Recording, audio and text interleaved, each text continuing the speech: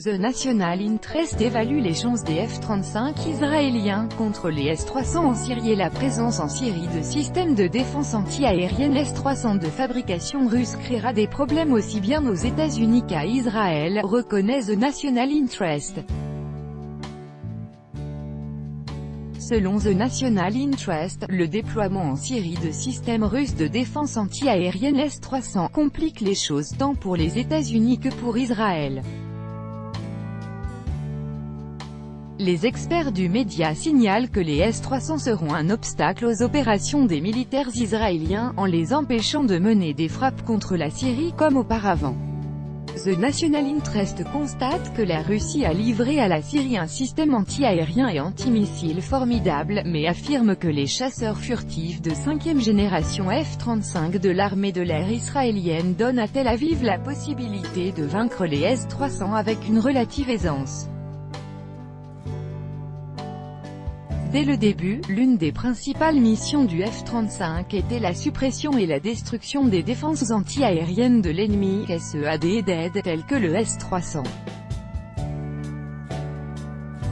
Le F-35 sera une arme encore plus redoutable dans le rôle de SEAD, DED à mesure que l'avion pourra bénéficier de la capacité opérationnelle totale du logiciel Bloc 3F et des configurations logicielles et matérielles du Bloc 4, écrit le média, ajoutant que cela ne garantit pas qu'un F-35 ne sera pas abattu par un S-300, d'autant plus qu'il est peu probable qu'Israël ose frapper ces systèmes anti-aériens. Le ministre russe de la Défense Sergueï Shoïgou avait annoncé le 2 octobre que la Russie avait livré plusieurs batteries de S-300 à la Syrie comprenant au total 49 véhicules. D'après le ministre, les spécialistes syriens seront formés au maniement de ces systèmes au cours des 3 prochains mois. La livraison des S-300 à la Syrie est intervenue après que la défense anti-aérienne syrienne a détruit par inadvertance un Ilyushin Il-20 russe lors d'un raid de l'aviation israélienne. Moscou avait alors accusé les forces aériennes de l'État hébreu d'avoir provoqué le tir ayant touché l'appareil russe.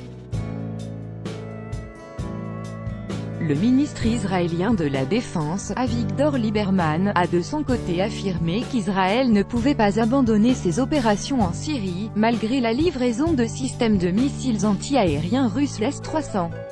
Le 2 novembre, les médias ont signalé que l'armée de l'air israélienne n'avait pas attaqué le territoire syrien depuis le transfert des S-300.